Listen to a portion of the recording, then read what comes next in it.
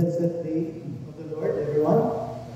Such a blessed day to come together as brothers and sisters in the Lord, praising Him for who He is. And see, indeed, it is a blessed day. Now, as we devote our time in the study of His Word, may I invite everyone to please open with me in the book of Hebrews, chapter 1, verses 1 to 4.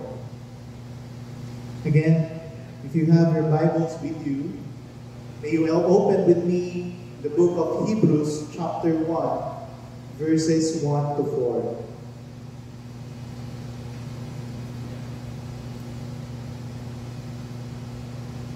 This is what the book of Hebrews, chapter 1, verses 1 to 4 says. In the past, God spoke to our forefathers through the prophets, and at many times and in various ways. But in these last days, He has spoken to us by His Son, whom He appointed heir of all things, and through whom He made the universe. The Son is the radiance of God's glory and the exact representation of His being, sustaining all things by His power, by His powerful word. After He had provided purification for sins, He sat down at the right hand of the Majesty in heaven. So He became as much superior to the angels as the name He has inherited is superior to theirs. May the Lord bless the reading of His Word. The title of the message I would like to share to you all this morning is God is Speaking. God is Speaking. Maybe the question you are asking now is, how is God speaking? Is really God speaking to us today? Can God really speak to us this morning? And after answering that question of how God is speaking, I also would like to answer the question later on, so what? If God is speaking, so what? How many of you are a regular flyer, a traveler? Just last Thursday, me and my wife arrived from Sydney after a one-day layover in Malaysia. And as I am reflecting on our travel and preparing for today's message, I asked myself, if you're a frequent flyer and you go in the airplane, do you always check if the pilot is there? Do you ask the steward, is the pilot already inside the cockpit? Nobody do that, right? Usually we just have our boarding tickets, we enter the plane, the flight stewards will assist us, then we find our seat, put our luggage, and then try to sleep. But we can't sleep with the turbulence. But we just sit there and believe that, well, as I'm seated here, I'll be waking up, after a few hours, I'll be in my destination. That there is a pilot, and He will get us there. It's just believing. We do not check. As long as we hear the engines of the plane roaring, and we see the flaps, the wings moving, we assume that the pilot is there. And we put our faith and trust in Him, that He will bring us safely to our destination. Yes, we may not be able to see Him face to face. We may not be able to touch Him if He's really there. But as we cruise 20,000 feet, when we hear His voice saying our weather condition, the wind direction, and the estimated time of our arrival, it gives us confidence that we'll be arriving soon. Brothers and sisters, we may not be able to see God face to face now, but His works proves and reminds us of His existence. He is at work. And His actions, His providential works, proves and reminds that He is in control of everything. I like a author, one of the book we're using in our school when we teach Bible class. She made a comment saying, God acts in order to be seen. God acts in order to be seen. All God's acts of providence are to show His glory. Brothers and sisters, God is in the business of revealing Himself. He is putting on display His glory for all people to see, so that they would not only know Him, but hopefully they will seek Him. The author of Hebrews, in his opening statement in chapter 1, verse 1, openly declares that there is God. And he clearly didn't doubt the existence of God. In the past, God spoke. Our God is a knowable God. We may not fully comprehend His mind, but His work, His will, and His word are all knowable. He is knowable. He is speaking. But the question is, are we listening? He is revealing Himself to us. The question is, are we genuinely seeking and looking for Him? In our study of theology, there are several modes or ways or means how God is speaking to us, how God is revealing Himself to us. There are what we call two major categories. I hope you will take note of this. The first category is what we call general revelation. General revelations. What does general revelations mean?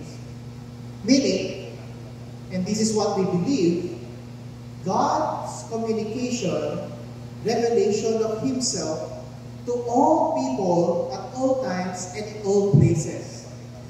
One time, we have a young people in our church who asked me, Pastor, how about those people who are in what we call in the very remote areas, very secluded areas? There are no yet gospel messengers or preachers who went there, missionaries. They never heard the gospel. They don't have a Bible. There's no church.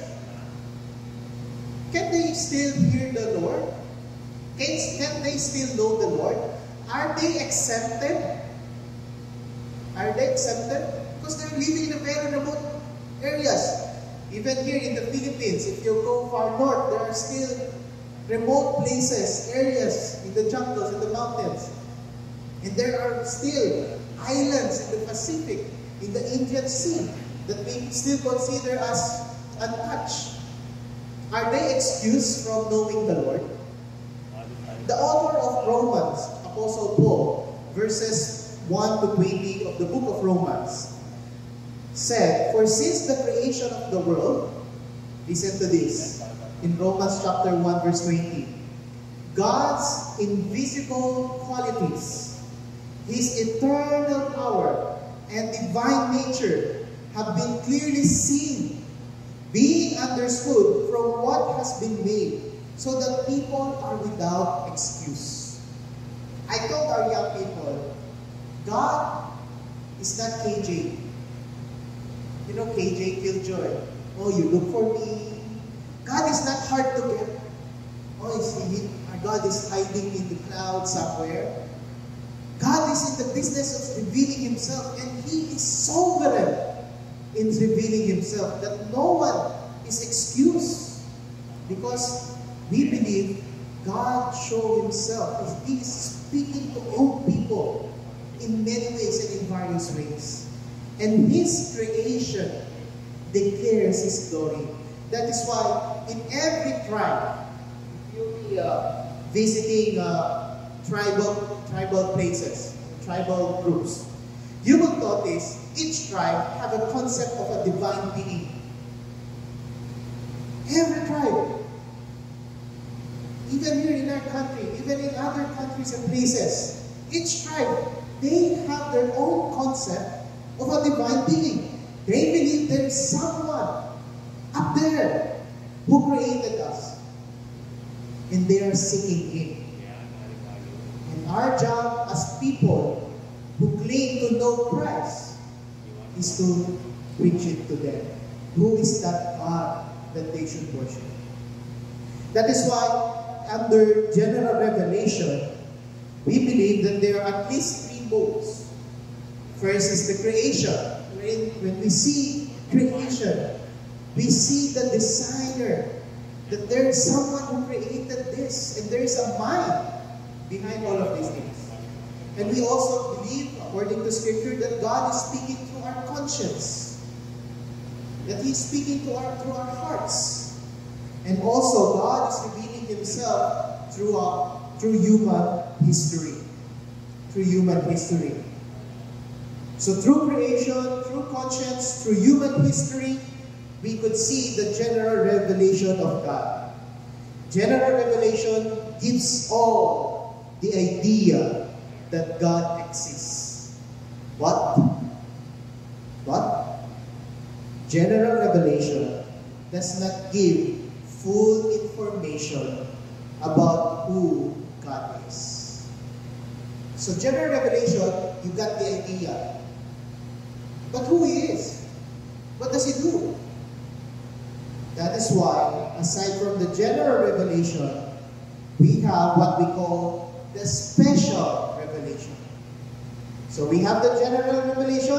Everybody knows there's God. God is speaking to everybody. But we also have what we call special revelation. God didn't just stop from declaring that He exists, but He wants to have a relationship with His people. God's manifestation of Himself to particular persons at definite times or places, this is what we call special revelations. It enables man to enter into a redemptive relationship with Him. That is why we are here today, right?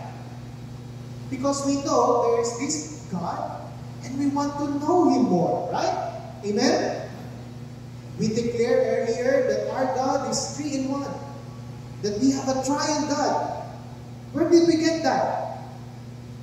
We believe that there is a triune God because He revealed to us through His inspired Word that there is a triune God.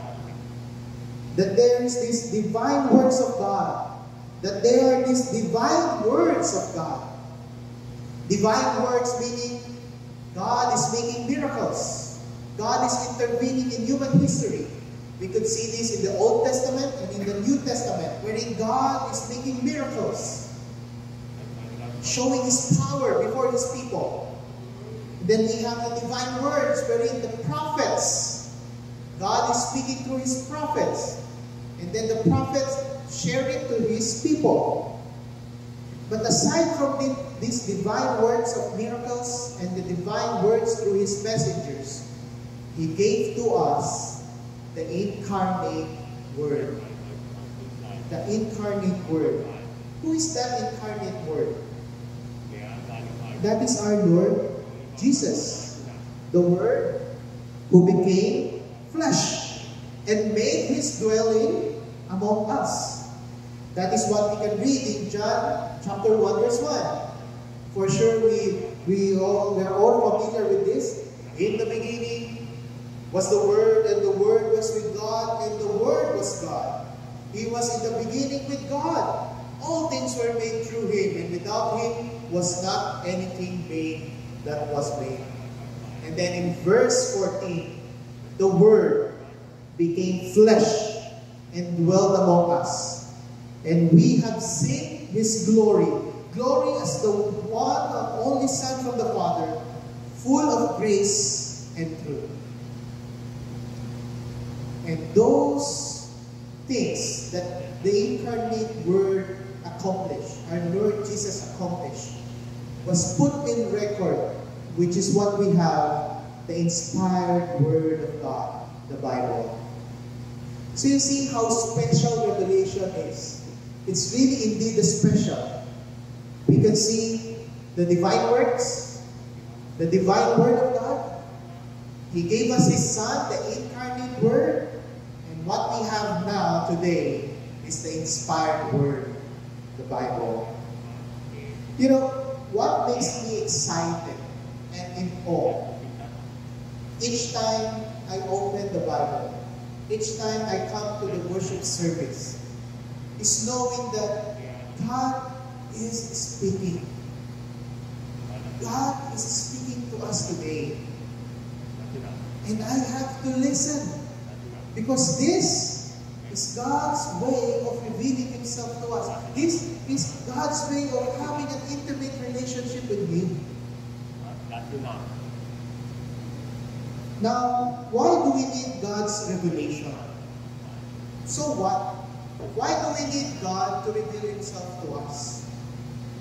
God's revelation of Himself is necessary because it is the only objective means to know Him. If you notice, there are so many gods in this world. If you go to India, they have around at least 1 million gods.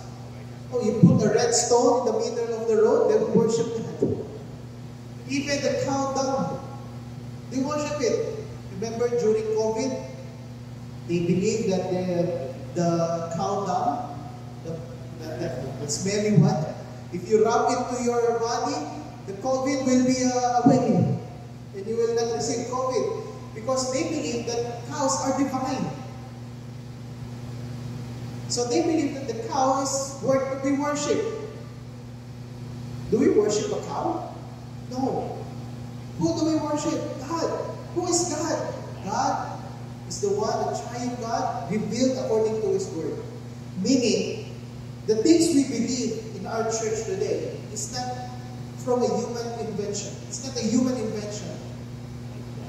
It is something that we receive from the Lord, not someone made up. But this is something that is from the Lord.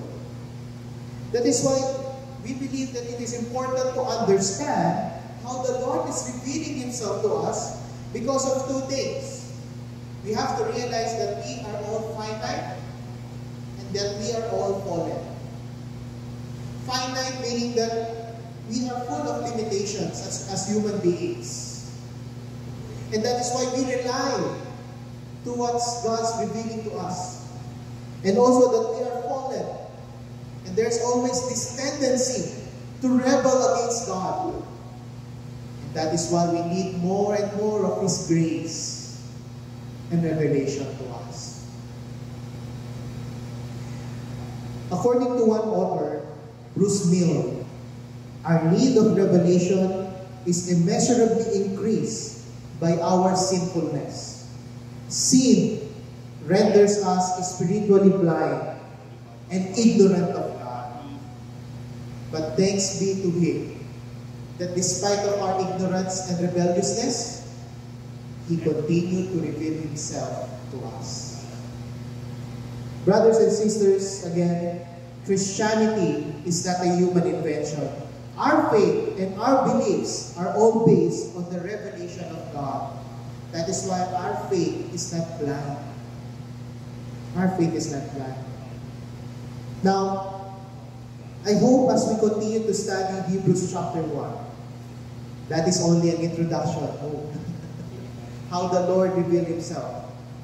We could see that the author plays a contrast between the prophets and His Son. The prophets, these are the messengers of God. They serve as the Lord's will, as the Lord wills. They only speak what the Lord reveals to them. They are also finite and they are also fallen. They are patiently waiting and pointing people to the Messiah. Prophets of the old, they're just pointing people to Christ. But what we have today is not the prophets, but the Son. The promise of Scripture, the promise of Christ is that He will be with us, with His people, at all times. And this Son is not just a regular Son, but He is the heir. Christ the heir. According to Hebrews, He is the Creator. He is the Revealer. He is the Sustainer of all creation. The Redeemer, the Mediator, the Ruler, the Owner. Wow. He got it all. That is why Christ is supremely powerful, greater than angels and other spiritual beings. I wonder, how much do we know about Him? I wonder if you truly know Him and wanting Him. If yes, brothers and sisters, that is the greatest gift that you will ever receive. To know the heir, the Creator, the Revealer, the Sustainer, the Redeemer, the Ruler, the Owner of the entire universe. I would like to share one anecdote. I don't know if you already experienced turbulence. Recently, there's a Singapore airline experienced a severe turbulence that one of the passengers died. And that flight is just few hours after our flight going to Sydney. And then when I arrived at Sydney, I read the news. Wow! It makes me think, should I fly back to Philippines or just ride the boat? If you're a regular flyer as well, usually there are what we call nervous passengers, nervous flyers. One time there is a nervous flyer who boarded the plane, and during the flight, the airplane experienced a severe turbulence. Severe turbulence. And this passenger doesn't know what to do. He is so afraid and scared and thinking, oh my, this plane is going to crash. So while he is so panicking, he noticed that his seatmate, another passenger beside him, is just so relaxed during the turbulence. He is panicking, but the passenger beside him just relaxed. Then he wondered why, and asked the passenger beside him, how come you're not panicking despite this turbulence? And then he gently looked up to his neighbor and said, the pilot is my father. The pilot is my father. I believe in him. I trust him. I am his son. He will get us to our destination safely. Brothers and sisters, if you have the Son, you also have the whole blessing of the Father. That is why if you know the Son, you will know more and more the goodness and greatness of our Father. The question is, do you have the Son? Do you know Him through His Word? This is the message for us today. In the past, prophets were sent by the Lord to speak to His people and to point to the coming of the Messiah, our Lord and Savior Jesus Christ. They are looking forward to His coming. We today, we look back. We look back to Christ's works. We look back at His words, which the prophets in the past just look forward to. We today, we enjoy the blessing of knowing the Son, which the prophets of the past, they're just eagerly waiting and looking to. And today, we await the final fulfillment of the promises in Christ when He comes again. And He will surely comes again. And as we wait, we look to Christ, His prophetic words, which as a church, I hope this will be our ministry as we wait and look to the coming of Christ, which brings reconciliation, peace, and salvation. As we wait, we receive and believe and do ministry according to His prophetic words, which brings reconciliation, peace, and salvation. Reconciliation, peace, and salvation, my friends, can only be received, done, and experienced through Christ. And that is why we must listen to Him, because His words are the full and final revelation from God. Dear friends, again, God is speaking. He is speaking. I hope you are listening. He is revealing Himself to us. I hope you are truly seeking. Let us have a word of prayer. O Lord, our God, truly you are the wonderful, great, powerful God. And we are just finite and fallen beings. But thanks be to you, by your grace, we receive your revelation. That despite of our rebelliousness, you showed your grace and mercy to us. You have given us your Son, the assurance of salvation. You gave us faith, hope, and peace. And that is why, as your people, may this cause us to humble ourselves before you, to trust your will and your goodness, and that we may continue to enjoy you for who you are. And when we enjoy, I pray that we may continue to enjoy in seeking you, in serving you, and in sharing who you are to other people.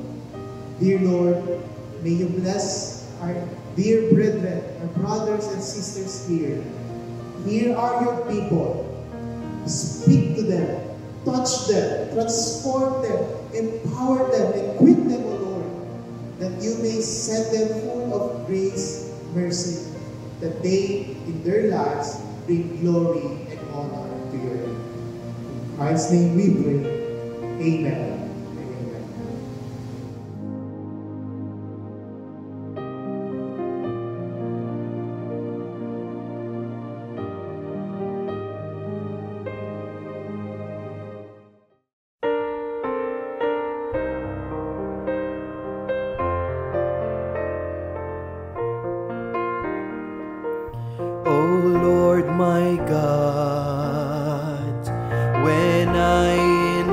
Some wonder, consider all the worlds thy hands have made.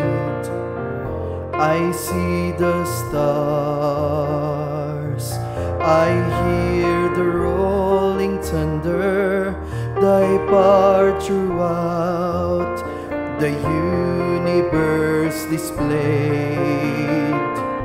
Then sings my soul, my Savior God, to thee.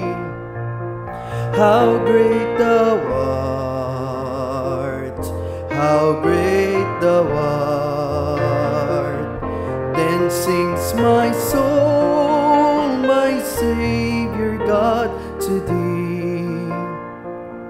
How great thou art, how great thou art. When through the woods and forest glades I wander and hear the birds sing sweetly in the trees. When I look down from lofty mountain grandeur and hear the brook and feel the gentle breeze, then sings my soul, my Savior God, to thee. How great thou art, how great thou art. Then sings my soul, my Savior God, to thee. How great thou art, how great thou art. When Christ shall come with shout of acclamation and take me home, what joy shall fill my heart. Then I shall bow in humble adoration and there proclaim, my God, how great thou art. Then sings my soul, my Savior God, to thee. How great thou art, how great thou art. Then sings my soul,